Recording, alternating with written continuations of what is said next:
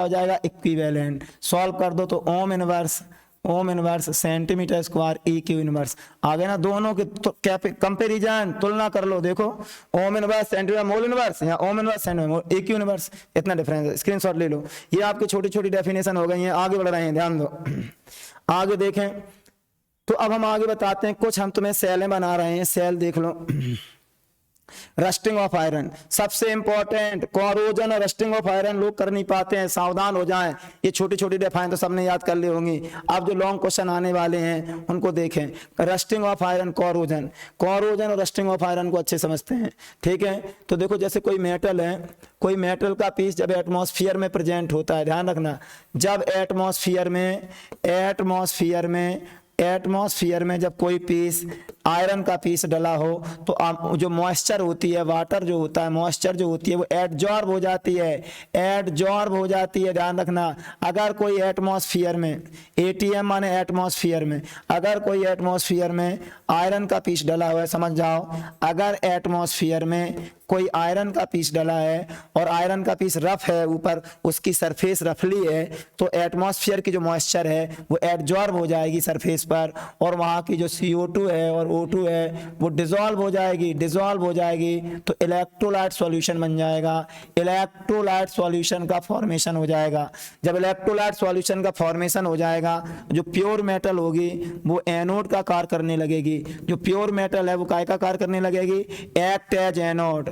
और जो इम्प्योरिटी होंगी सरफेस पर, इम्प्योरिटी जो होंगी वो काय का कार्य करने लगेंगी, कैथोड का। तो एनोड और कैथोड बन गए और इलेक्ट्रोलाइट। तो आयरन की सरफेस पर माइक्रो इलेक्ट्रो केमिकल सेल बन जाती हैं, माइक्रो इलेक्ट्रो केमिकल सेल बन जाती हैं। मैनी माइक्रो इलेक्ट्रोकेमिकल सेल बन जाती हैं, जिन्हें कोरोजन सेल बोलते हैं। क्या बोलते हैं इन्हें? क्या बोलते हैं? Corrosion cell. कोरोजन सेल बनने से कोरोजन की रिएक्शन स्टार्ट हो जाती है। आयरन की सरफेस पर मैनी कोरोजन सेल बन जाती हैं और यहाँ कोरोजन की रिएक्शन स्टार्ट हो जाती है। कैसे होती है ध्यान दो, इंपॉर्टेंट, वेरी वेरी इंपॉर्टेंट है। केमिकल रिएक्शन देखते हैं, केमिकल रिएक्शन कैसे होती है। जो स्टूडेंट लैंग्वेज ना बना पाए तो वो हमारी रिएक्शन बना लिखे आए और डायग्राम छापाएं, ठीक है, तो भी नंबर मिल जाएंगे। ये डायग्राम बनाया, ये भी डायग्राम बनाए। देखो केमिकल रिएक्शन में सबसे पहले क्या होता है, CO2 जो है H2O से रिएक्ट करके क्या बनाती है, H2CO3 बनाती है। ध्यान रखना, H2CO3 इलेक्ट्रोलाइट है, ध्यान रखना, ये इलेक्ट्रोलाइट है। इलेक्ट्रोलाइट का डिसोसिएशन हो जाएगा H पॉजिटिव HCO3 नेगेटिव। साथ में वाटर का भी डिसोसिएशन हो जाता है H पॉजिटिव OH नेगेटिव। ये फर्स्ट स्टेप हो गया, ए सेक्शन हो गया। तो पहले आप डायग्राम बना दें, डायग्राम के बाद सिंपल से रिएक्शन लिख दें। आगे देखते रहना, सावधान होकर सुनते रहो, बहुत सिंपल तरीके से बता रहे हैं। आगे देखो, एट एनोड हेडिंग डालेंगे, एनोड हेडिंग डालेंगे, एट एनोड पे क्या लिखेंगे, ऑक्सीडेशन रिएक्शन होती है, ऑक्सीडेशन रिएक्शन। एनोड पे क्या लिखोगे, ऑक्सीडेशन रिएक्शन होती है। यहाँ इलेक्ट्रॉन डोनेट होते हैं, इलेक्ट्रॉन डोनेट किए जाते हैं। अब देखो एनोड का है, आयरन का है, सॉलिड है, ये टू इलेक्ट्रॉन डोनेट करेगा, फेरस आयन बनाएगा। रिएक्शन काय की हो गई, ऑक्सीडेशन की। फिर इसके बाद हेडिंग डालेंगे कैथोड। इतनी स्क्रीनशॉट ले लें। एनोड के बाद फिर आएगा कैथोड देखते हैं, ठीक है। कैथोड देखो, अगली हेडिंग आएगी कैथोड की। कैथोड देखें, अगली हेडिंग क्या डालोगे, कैथोड। एट कैथोड, इसमें क्या लिखोगे, रिडक्शन रिएक्शन लिखेंगे, रिडक्शन रिएक्शन में क्या लिखते हैं, इलेक्ट्रॉन गेन किए जाते हैं। रिडक्शन रिएक्शन में इलेक्ट्रॉन गेन किए जाते हैं, ध्यान दो, इलेक्ट्रॉन गेन किए जाते हैं। तो यहाँ जो 2H पॉजिटिव थे वो 2 इलेक्ट्रॉन को गेन कर लेते हैं एयर की प्रेजेंस में, तो वाटर बनता है। क्या बनता है, ये रिडक्शन रिएक्शन है। अब आते हैं कंप्लीट सेल रिएक्शन। अगली हेडिंग डालते हैं कंप्लीट सेल रिएक्शन में क्या, एनोड पर होने वाली ऑक्सीडेशन रिएक्शन और कैथोड पे होने वाली रिडक्शन रिएक्शन को कंबाइन कर देते हैं। तो एनोड पर होने वाली ये रिएक्शन थी, आयरन 2 इलेक्ट्रॉन डोनेट करके फेरस आयन में कन्वर्ट हो जाता था, और यहाँ पे 2 इलेक्ट्रॉन गेन कर लिए जाते थे, ये डोनेट होगा ये गेन होगा, काय की प्रेजेंस में, एयर की। तो ये क्या बनता था, फेरस, ये बनता है H2O। क्या बनता है, यहाँ पे H2O का फॉर्मेशन होता है, H2O का फॉर्मेशन होता है। इन्हें कंबाइन कर देते हैं, इलेक्ट्रॉन से इलेक्ट्रॉन कट जाते हैं, आयरन सॉलिड होता है, ये H पॉजिटिव है, plus 1/2O2 arrow. Ferrous ion काय पे तैर रहे हैं, जल में तैर रहे हैं, फेरस आयन जल पर तैर रहे हैं। अब फर्दर रिएक्शन होती है, फर्दर ऑक्सीडेशन होती है। फर्दर ऑक्सीडेशन में क्या होता है, जो फेरस आयन जल में तैर रहे होते हैं उनका ऑक्सीजन के द्वारा फिर से ऑक्सीडेशन होता है, तो फेरस कन्वर्ट हो जाता है फेरिक में। जब फेरस फेरिक में कन्वर्ट होता है तो Fe2O3 बनता है, Fe2O3 बनता है, क्रिस क्रॉस हो जाता है, और साथ में 2H पॉजिटिव बनता है। ये ऑक्सीडेशन हो गया, तो इसमें बैलेंस कर देते हैं 2P। Fe2O3 जो फेरिक ऑक्साइड बना है वो वाटर के मॉलिक्यूल के साथ अटैच होके रस्ट बना लेता है। ये रस्ट का फॉर्मूला है, याद कर लो, ओटी आ सकती है। रस्ट का फॉर्मूला, ये रस्ट बन गई, जंग बन गई, रस्ट है Fe2O3.XH2O। हाइड्रेटेड फेरिक ऑक्साइड को बोलते हैं रस्ट, हाई केमिकल नेम, रस्ट का chemical name hydrated ferric oxide, formula Fe2O3.XH2O। तो ये रस्टिंग ऑफ आयरन कंप्लीट हो गया। ये रिएक्शन नोट करिए, जो डायग्राम बनाए नंबर पूरे मिलेंगे। कोरोजन की डेफिनेशन तैयार कर लेंगे, ठीक है। माने कोरोजन की डेफिनेशन होती है कि मेटल का स्लोली एटमॉस्फेयर मॉइस्चर की प्रेजेंस में डिकम्पोज होना कोरोजन कहलाएगा। क्या कहलाएगा, मेटल जब एटमॉस्फेयर में प्रेजेंट होती है तो उसका स्लोली डिकम्पोज होता है, इसी को हम बोलते हैं कोरोजन। कोरोजन का सबसे अच्छा एग्जांपल है रस्टिंग ऑफ आयरन। अब रस्टिंग ऑफ आयरन के बाद आगे बढ़ते हैं। अब आपको करना है SHO डैनियल सेल। बाकी की आप छोड़ दें, ज़्यादा करने की आवश्यकता नहीं है, ठीक है। आप SHE को तैयार कर लें और किसको याद कर लें, डैनियल सेल को तैयार कर लें, ठीक है। बड़े क्वेश्चनों में सबसे पहले आप SHE करें, फिर डैनियल सेल करें, फिर rusting of iron, Faraday law, और 5वें नंबर पर कोर्रास लॉ। देखते हैं ये 5 ही क्वेश्चन कर लें तो 5 अंक मिल जाएंगे आपको, और ज़्यादा करने की आवश्यकता नहीं है। SHE माने स्टैंडर्ड हाइड्रोजन इलेक्ट्रोड, इसे गैस इलेक्ट्रोड भी कहते हैं, स्टैंडर्ड हाइड्रोजन इलेक्ट्रोड या गैस इलेक्ट्रोड, ठीक है। इसे कई नामों से जाना जाता है, इसे संदर्भ इलेक्ट्रोड भी कहते हैं। एक बात और ध्यान रखो, पेपरों में, फिजिक्स के पेपर में हमने देखी है बहुत सारे माने मिस्टेकें आई हैं, ठीक है। तो उसमें क्या है, एक बात ध्यान रखना, जब इंग्लिश मीडियम वाले विद्यार्थी, ध्यान दें, इंग्लिश मीडियम में कोई वर्ड समझ में ना आए तो हिंदी पढ़ लिया करें, और हिंदी मीडियम वाले विद्यार्थी हिंदी में समझ में ना आए तो इंग्लिश वर्ड्स पढ़ लिया करें। दोनों को पढ़ लिया करें तो आपको सही पता चल जाएगा वो एक्चुअल में क्या कह रहा है। अगर हिंदी में मिसप्रिंट होगा तो इंग्लिश में सही होगा, इंग्लिश में मिसप्रिंट होगा तो हिंदी में सही, माने एक ना एक में सही जरूर होगा। इस बात का ध्यान रखें, जैसे फिजिक्स में हिंदी में चीजें गलत लिखी थी, इंग्लिश में सही लिखी थी, तो इस बात का ध्यान रखें, पेपर को सावधानी पूर्वक पढ़ें। मिलते जुलते शब्द आ जाए तो उसे अंदाजा लगा लें। जैसे मतलब कि जैसे कई बार आ जाता है कोच रिएक्शन होती है, अब हमें लिख के आ जाए कोख रिएक्शन, हिंदी मीडियम में कोख लिख दें। अब तुम कहा कोख तो पढ़ा ही नहीं है, अरे कोच कोई भी कोख लिख देते हैं, माने ऐसे उल्टे सीधे शब्द आ जाते हैं, वर्डिंग आ जाती है। तो कोई अगर ऐसा वर्ड आ जाए तो आप हिंदी इंग्लिश दोनों को पढ़ें और कॉमन सेंस लगाने की कोशिश करें, ठीक है। SHE standard hydrogen electrode, gas electrode या हाइड्रोजन इलेक्ट्रोड, ठीक है। अब देखो इसमें क्या करते हैं, इसे कैसे एक्सप्लेन करते हैं, गौर करो। ये डायग्राम बना है, इस डायग्राम से, ये डायग्राम 2 नंबर का है, इसी में आप लैंग्वेज फिट कर दें। इसमें क्या होता है थोड़ा हम तुम्हें एक्सप्लेन करते जाएं। स्टैंडर्ड हाइड्रोजन इलेक्ट्रॉन का यूज क्या है, ठीक है, क्यों अपन करते हैं, स्टैंडर्ड हाइड्रोजन इलेक्ट्रोड का यूज क्या है। स्टैंडर्ड हाइड्रोजन इलेक्ट्रोड से अदर इलेक्ट्रोड के ध्यान रखो, अदर इलेक्ट्रोड के इलेक्ट्रोड पोटेंशियल कैलकुलेट करते हैं। ध्यान रखो क्या हम कह रहे हैं, इसका यूज क्या है, अदर इलेक्ट्रोड के इलेक्ट्रोड पोटेंशियल कैलकुलेट करते हैं। जैसे हमें जिंक का इलेक्ट्रोड पोटेंशियल कैलकुलेट करना तो यहाँ जिंक इलेक्ट्रोड जोड़ देंगे, कॉपर का इलेक्ट्रोड पोटेंशियल कैलकुलेट करना है तो कॉपर जोड़ देंगे, ठीक है जी। हाफ सेल है SHE, एक हाफ सेल है, ध्यान रखना। SHE क्या है, हाफ सेल है, जब क्योंकि ये कभी एनोड का तो कभी कैथोड का कार्य करता है। जैसे हम जिंक जोड़ देंगे तो ये कैथोड का कार्य करेगा, कॉपर जोड़ देंगे तो ये एनोड का कार्य करेगा, माने दोनों का कार्य कर सकता है, एनोड का भी और कैथोड का भी। ध्यान से देखें, तो इसका हमने यूज बता दिया, अदर इलेक्ट्रोड के इलेक्ट्रोड पोटेंशियल को कैलकुलेट करने में करते हैं, ठीक है। इस स्टैंडर्ड इलेक्ट्रोड है, इसे NS नॉर्मल स्टैंडर्ड इलेक्ट्रोड भी कहते हैं, NSE नॉर्मल स्टैंडर्ड इलेक्ट्रोड और स्टैंडर्ड हाइड्रोजन इलेक्ट्रोड, दोनों बातें एक सही है। अब देखो इसमें क्या होता है, इसमें प्लेटिनम की प्लेट होती है, इसका एक्सप्लेन कैसे करेंगे, डायग्राम की हेल्प से। देखना डायग्राम की हेल्प से इसको हम एक्सप्लेन करेंगे। देखो ये बगल में आपका बना है, तो इसमें क्या होता है, इसमें एक प्लेटिनम की प्लेट होती है, SHE में प्लेटिनम की प्लेट होती है, लिख दो भैया प्लेटिनम की प्लेट होती है, एक सेंटेंस बना दो कि made up bye platinum plate. अब प्लेटिनम की प्लेट में प्लेटिनम ब्लैक को हम क्या कर देते हैं, कोटेड कर देते हैं। ये प्लेटिनम ब्लैक है, एक प्रकार का पेंट होता है, ठीक है। इसे प्लेटिनम वायर से फ्यूज कर देते हैं, प्लेटिनम वायर से फ्यूज कर देते हैं और इसमें एक हम ग्लास ट्यूब फ्यूज कर देते हैं, ग्लास ट्यूब ये ग्लास ट्यूब को फ्यूज कर दिया। ध्यान से समझना, सेंटेंस बनाते जाओ। प्लेटिनम की प्लेट है, प्लेटिनम प्लेट में प्लेटिनम ब्लैक कोटेड है, इसमें प्लेटिनम का वायर फ्यूज कर देते हैं, इसमें ग्लास ट्यूब, ये प्लेटिनम का वायर है, प्लेटिनम का वायर फ्यूज कर देते हैं, ठीक है, और इसमें ग्लास ट्यूब फ्यूज कर देते हैं। तो ऐसे सेंटेंस बनाते जाओ। इसमें क्या करते हैं, मरकरी फिल कर देते हैं, इसमें क्या फिल कर देते हैं, मरकरी फिल कर देते हैं जिससे कंडक्टिविटी बनी रहे। मरकरी स्मॉल अमाउंट में मरकरी फिल कर देते हैं, स्मॉल अमाउंट में मरकरी फिल कर देते हैं, ठीक है। फिर से हम वन मोलर इलेक्ट्रोलाइट एसिडिक और बेसिक, वन मोलर एसिडिक या बेसिक सॉल्यूशन में,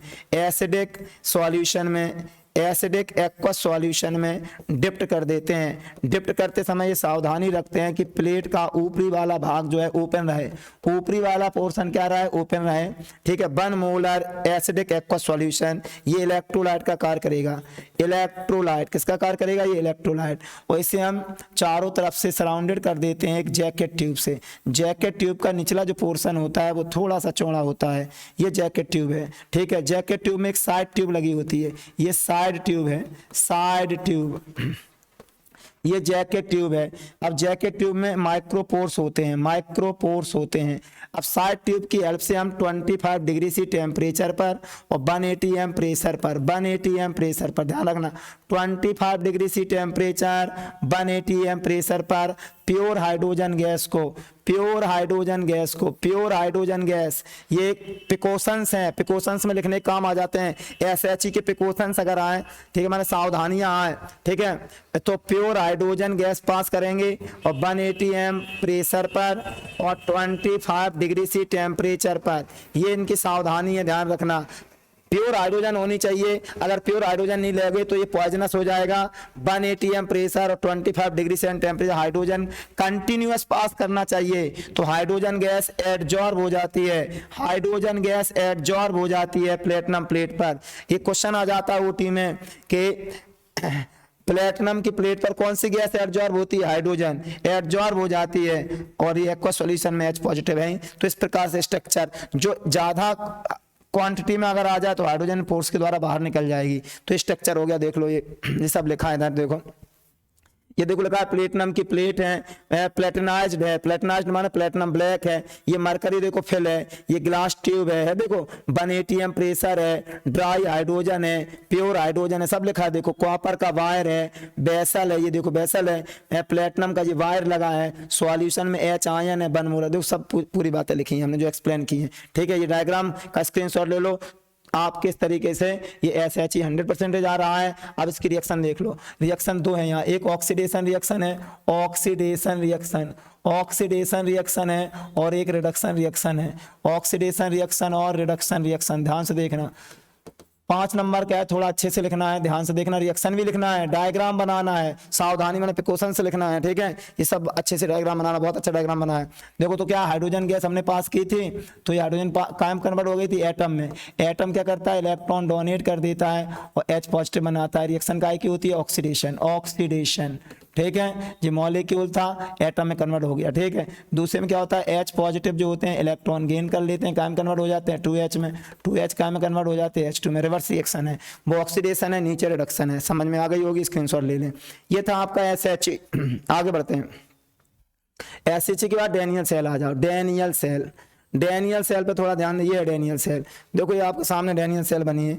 डैनियल सेल एक इलेक्ट्रोकेमिकल सेल है जो केमिकल एनर्जी को इलेक्ट्रिक एनर्जी में कन्वर्ट करती है। गैल्वेनिक सेल या डैनियल सेल, तो हमने कही क्या कही, एक इलेक्ट्रोकेमिकल सेल है, electrochemical cell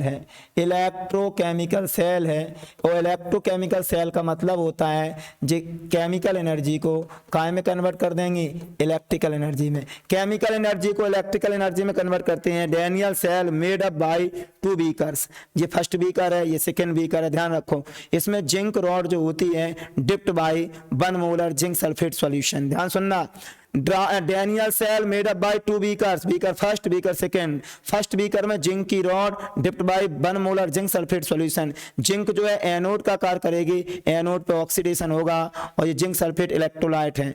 copper rod dipped by 1 molar copper sulphate solution, copper की rod dipped by copper sulphate solution, ये कैथोड का कार्य करता है, इस पर रिडक्शन की रिएक्शन होती है, ये पॉजिटिव पोल होता है, ये नेगेटिव पोल होता है। बहुत अच्छी सेल बनी है, डायग्राम ऐसे छाप लेना।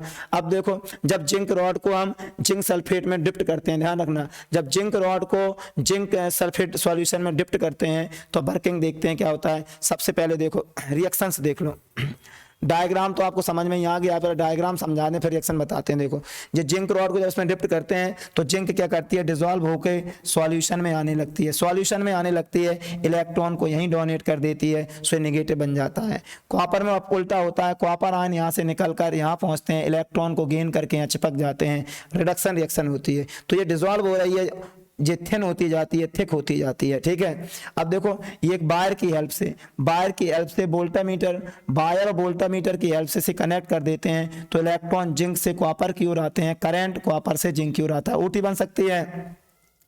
इलेक्ट्रॉन कहां से कहां की ओर जाते हैं, जिंक से कॉपर की ओर, करंट कहां से आता है, कॉपर से जिंक की ओर, ठीक है। वोल्टामीटर में सुई है ये, इसके डिफ्लेक्शन से पता चलता है कि इलेक्ट्रॉन जिंक से कॉपर की ओर जा रहे हैं और करंट कॉपर से जिंक की ओर आ रहा है। फिर ये यू शेप ग्लास ट्यूब है, ये यू शेप ग्लास ट्यूब है, इसे बोलते हैं साल्ट ब्रिज, भाटे साल्ट ब्रिज आ सकता है, भाटे salt bridge, U shape glass tube को सॉल्ट ब्रिज कहते हैं। इसमें अगर अगर से मिला हुआ KCl पेस्ट बना रहता है, अगर अगर से KCl पेस्ट बना रहता है, K पॉजिटिव होता है, Cl नेगेटिव होता है। तुमने देखा इस तरफ का सॉल्यूशन पॉजिटिव हो गया था और इस तरफ का सॉल्यूशन नेगेटिव हो गया था, ठीक है। तो पॉजिटिव ये Zn आयन अंदर घुस जाएंगे और Cl आयन इधर वापस आ जाएंगे, यहाँ उल्टा होता है, यहाँ के SO4 अंदर चले जाएंगे और K पॉजिटिव बाहर आ जाएगा। ध्यान रखना KCl में Cl इधर की ओर आता है, उल्टा होता है, KCl में Cl इधर की ओर आता है, K उधर की ओर जाता है, अपोजिट होता है। तो आयनों के मोशन के द्वारा करंट पास बना रहता है, इनर सिस्टम में आयनों के द्वारा, आउटर सिस्टम में इलेक्ट्रॉन के द्वारा करंट पास होता है। तो इस तरीके से तुमने देखा ये ड्राई सेल का स्ट्रक्चर थी, 2 नंबर की स्ट्रक्चर है और इसका एक्सप्लेनेशन इसी से देख के कर देते हैं। डायग्राम ऐसे बिल्कुल बनाने सीखो, बहुत मस्त डायग्राम बना है, ध्यान से देखो, ठीक है, ऐसे बनाना है आपको, ठीक है। अब इसकी वर्किंग देखो, ZnSO4 जो है ये डिसोसिएशन हो जाएगा, Zn पॉजिटिव बनाएगा, SO4 नेगेटिव बनाएगा, ठीक है। इस साल के लिए बहुत ही इंपॉर्टेंट है डैनियल सेल, ऐसा लग रहा है कि आ रही है, ठीक है। हमने 5 क्वेश्चन बताए हैं, इन 5 में से गारंटी है एक 5 नंबर का आपको मिल जाएगा, ठीक है। अब आगे देखो, अब हम हेडिंग डालेंगे एट एनोड, हेडिंग डालेंगे एट एनोड। एनोड पर 2 हेडिंग बनाते हैं, एक ऑक्सीडेशन रिएक्शन होती है, ऑक्सीडेशन रिएक्शन, एनोड पर ऑक्सीडेशन रिएक्शन होगी, इलेक्ट्रॉन डोनेट किए जाते हैं, ध्यान रखो डोनेट किए जाते हैं। एनोड का है, जिंक का है, सॉलिड है, 2 इलेक्ट्रॉन डोनेट करेगा, जिंक आयन बनाएगा एक्वस, AQ लिखा तो एक्वस, तो इतना लिख देंगे, ठीक है। जैसा हम कहते जाते हैं वैसे ही वैसा लिखे आओगे तो नंबर मिल जाएंगे, ज़्यादा लिखने की जरूरत नहीं है। एट कैथोड यहाँ लिखेंगे, रिडक्शन रिएक्शन होती है, रिडक्शन रिएक्शन होती है, रिडक्शन रिएक्शन, इलेक्ट्रॉन गेन किए जाते हैं, इलेक्ट्रॉन गेन किए जाते हैं, ध्यान रखो इलेक्ट्रॉन गेन किए जाते हैं, ठीक है। कॉपर आयन लेस रिएक्टिव होता है, कॉपर आयन लेस रिएक्टिव होता है, ध्यान रखो। तो क्या है, कॉपर आयन जो है, कॉपर आयन एक्वस में होता है, 2 पॉजिटिव चार्ज है, ठीक है। जो इलेक्ट्रॉन गेन करेगा कॉपर सॉलिड बनाएगा, क्या कॉपर क्या बनाएगा, सॉलिड। अब एनोड पर होने वाली ऑक्सीडेशन रिएक्शन और कैथोड पर होने वाली रिडक्शन रिएक्शन, इन दोनों को कंबाइन कर दो तो कंप्लीट शेयर रिएक्शन हो जाती है, complete share reaction, complete share reaction जिसे रिडॉक्स रिएक्शन भी कहते हैं। इन दोनों को ऐड कर दो, ऐड कर दो।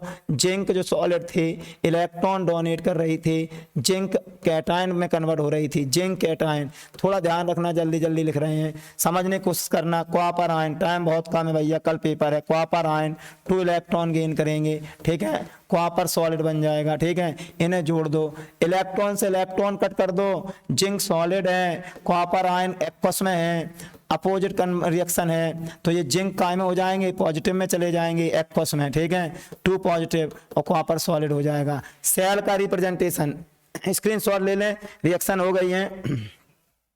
आ गया, आगे देखते हैं, आगे देखते हैं, सेल का रिप्रेजेंटेशन देखते हैं। नेगेटिव है, जिंक जो आपके थे, जिंक जो सॉलिड थे, भाई जिंक निगेटिव पोल था, ये सॉलिड थी, काय में कन्वर्ट हो गई थी, जिंक कैटायन में एक्वस में चले गए थे। ये सॉल्ट ब्रिज के हैं, डबल डंडा सॉल्ट ब्रिज है, ये सॉल्ट ब्रिज का साइन है। क्यूप्रिक आयन थे, काय में चले गए थे, क्यूप्रिक आयन कन्वर्ट हो गए थे क्यू पर सॉलिड में, ये पॉजिटिव था। ये सेल का रिप्रेजेंटेशन है, अलग से आ जाता है सेल का रिप्रेजेंटेशन, ठीक है। तो जो अलग अलग हेडिंग आ जाती है, जैसे सॉल्ट ब्रिज अलग से आ जाए, सॉल्ट ब्रिज अलग से आ सकता है, सेल का रिप्रेजेंटेशन अलग से आ सकता है, मैकेनिज्म अलग से आ सकती है, सभी हमने आपको क्वेश्चन ही बता दिए। SHE डैनियल सेल हो गई, रस्टिंग ऑफ आयरन हो गई, ठीक है, डेफिनेशन हो गई। अब आ जाओ फैराडे लॉ और कोलरास लॉ। फैराडे लॉ कोलरास लॉ बता देते हैं। फैराडे लॉ ये और बाकी सेल है ना, छोड़ो, कोई का मतलब की नहीं है, ठीक है। फैराडे लॉ कोलरास लॉ देखते हैं। फैराडे लॉ में क्या है, फैराडे लॉ 2 है, एक फर्स्ट लॉ है, एक सेकंड लॉ है। देखो फैराडे लॉ देख लो, फैराडे फर्स्ट लॉ है W डायरेक्टली प्रोपोर्शनल Q, ठीक है। माने कि जैसे कोई सेल है और सेल में इलेक्ट्रोलिसिस प्रोसेस हो रही है, एक पॉजिटिव है एक नेगेटिव है, Na पॉजिटिव है Cl नेगेटिव है, हम इसमें इलेक्ट्रिक करंट पास कर दें, चार्ज Q माने चार्ज को जैसे ही पास करते हैं पॉजिटिव नेगेटिव की और नेगेटिव पॉजिटिव की ओर, माने जो W जो सब्सटेंस जो डिपोजिट हो रहा है, W क्या है, वेट ऑफ सब्सटेंस, W यहाँ क्या है, wait of substance, wait of substance है, वेट ऑफ सब्सटेंस। डिपोजिट जो वेट हो रहा है वो डायरेक्टली प्रोपोर्शनल होता है चार्ज के। चार्ज की यूनिट होती है कूलॉम, चार्ज की यूनिट कूलॉम होती है। तो क्या है, इन इलेक्ट्रोलिसिस में ध्यान रखना, इलेक्ट्रोलिसिस में, इन इलेक्ट्रोलिसिस में क्या होता है, ध्यान दें, इलेक्ट्रोलिसिस में इलेक्ट्रो जो लिसिस होता है, तो इन इलेक्ट्रोलिसिस में deposited weight of substance directly proportional passing charge. Charge जितना ज्यादा पास करेंगे सब्सटेंस उतना ज्यादा डिपोजिट होगा। जैसे हम 2 कूलॉम करेंगे तो 2 ग्राम मान लो है, 10 कूलॉम कर दें तो 10 ग्राम। जैसे जैसे हम चार्ज ज्यादा पास करेंगे और deposited weight of substance increase होता जाएगा। सिंस Q इक्वल होता है I इंटू टी, पढ़ा होगा आपने छोटे क्लासों में, I equal Q upon T, तो Q इक्वल क्या हो जाएगा, I इंटू टी। तो Q equal I into T रख दो तो W directly proportional I into T. तो हम ये भी कह सकते हैं deposited weight of substance directly proportional strength of electric current. जे हटाएंगे तो Z एक कांस्टेंट आएगा, Z एक कांस्टेंट है, W इक्वल ZI ठीक है। Z की वैल्यू रख दो E अपॉन 96500, तो W इक्वल हो जाएगा W इक्वल E हो जाएगा 96500 I इंटू टी। तो ये फॉर्मूला आ गया मैथमेटिकल, न्यूमेरिकल्स लग जाएंगे, न्यूमेरिकल्स हो जाएगा। जेड की वैल्यू रख दी हमने, ठीक है, I इंटू टी, ये सही से लिख देते हैं, थोड़ा बार बार मिस्टेक हो रही है इसमें।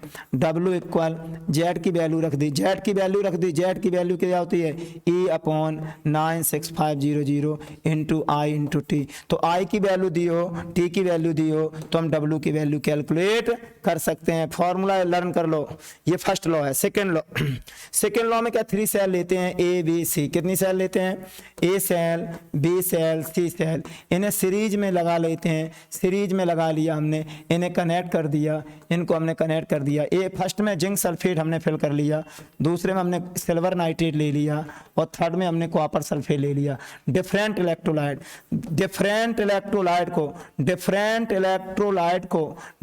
इलेक्ट्रोलाइट को हम सीरीज में कंबाइन कर लेते हैं। सीरीज में हमने क्या कर लिया, कंबाइन कर लिया हमने, ठीक है। सीरीज में हम इसे जोड़ लेते हैं, ठीक है, सीरीज में ऐड कर लेते हैं, सीरीज में हम ऐड कर लेते हैं, ठीक है। और सेम टाइम तक सेम करंट पास करते हैं, इलेक्ट्रिक करंट पास करते हैं AC।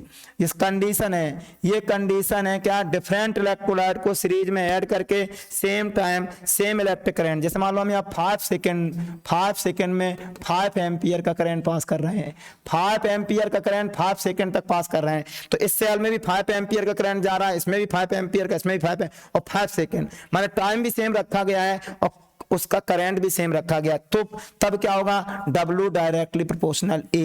मतलब ये कंडीशन अगर डिफरेंट इलेक्ट्रोलाइट सॉल्यूशन को जब सीरीज में जोड़ दिया जाए, उसमें सेम टाइम तक सेम इलेक्ट्रिक करंट पास करें, तो वेट डायरेक्टली प्रोपोर्शनल होता है। जो डिपॉजिटेड वेट होता है वो डायरेक्टली प्रोपोर्शनल होता है इक्विवेलेंट वेट के। अब इसको अगर और मैथमेटिकल प्रूव करें तो देखो इस तरीके से कर सकते हैं हम, ठीक है।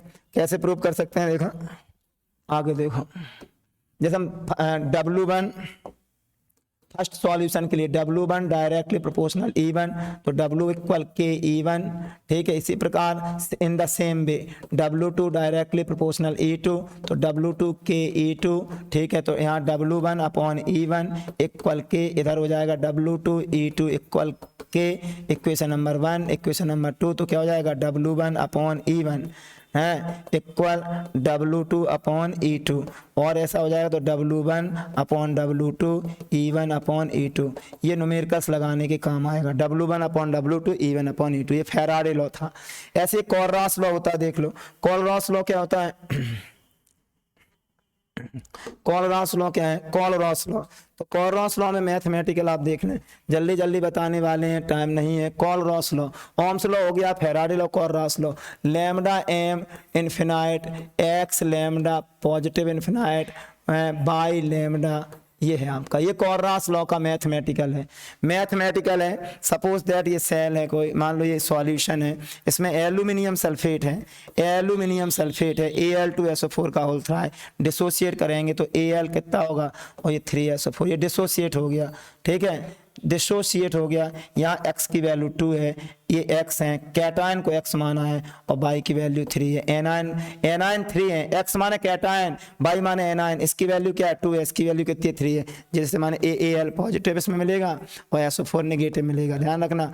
तो ये क्या है, किसी सॉल्यूशन के, ये क्या है, इन्फिनाइट डाइल्यूशन पर मोलर कंडक्टेंस, इन्फिनाइट डाइल्यूशन पर मोलर कंडक्टेंस कैलकुलेट करना है, तो हमें इन्फिनाइट डाइल्यूशन पर कैटायन की कंडक्टेंस और इन्फिनाइट डाइल्यूशन पर एनायन की कंडक्टेंस बताओ। एक्स वाई क्या है, नंबर ऑफ कैटायन और नंबर ऑफ एनायन। यहाँ एक्स क्या है, वेयर एक्स क्या है, देखो where X and Y, X and Y माने नंबर ऑफ कैटायन और नंबर ऑफ एनायन। जैसे नंबर ऑफ कैटायन 2 है, नंबर ऑफ एनायन 3 है, और ये क्या है, इन्फिनाइट डाइल्यूशन पर कैटायन की कंडक्टेंस, इन्फिनाइट डाइल्यूशन पर एनायन की कंडक्टेंस, इनका सम होती है molar conductance at infinite dilution. ये फार्मूला याद रखो, इससे न्यूमेरिकल्स लग जाएंगे। इसके 2 एप्लीकेशन है, इसके 2 एप्लीकेशन है। एक एप्लीकेशन का फार्मूला ये है alpha equal lambda M C upon lambda M infinite, और एक तुम्हारा ये है, देखो ये वाला एक फार्मूला ये है, जल्दी बता रहे हैं आपको, कोलरॉस लॉ वैसे ही याद होगा, कोलरॉस लॉ वैसे ही याद था, केवल हम फार्मूला बता रहे हैं। कोलरॉस लॉ के इंपॉर्टेंट फार्मूला बता रहे हैं न्यूमेरिकल्स के लिए। कोलरॉस लॉ तो आपको पहले ही से लर्न होगा। पहला फार्मूला इसका ये था, lambda M X lambda positive by lambda negative, ठीक है, पहले ही से आपको इससे आप कोलरॉस लॉ बना लेना। फर्स्ट एप्लीकेशन ये है आपका लैम्डा एम, एसिटिक एसिड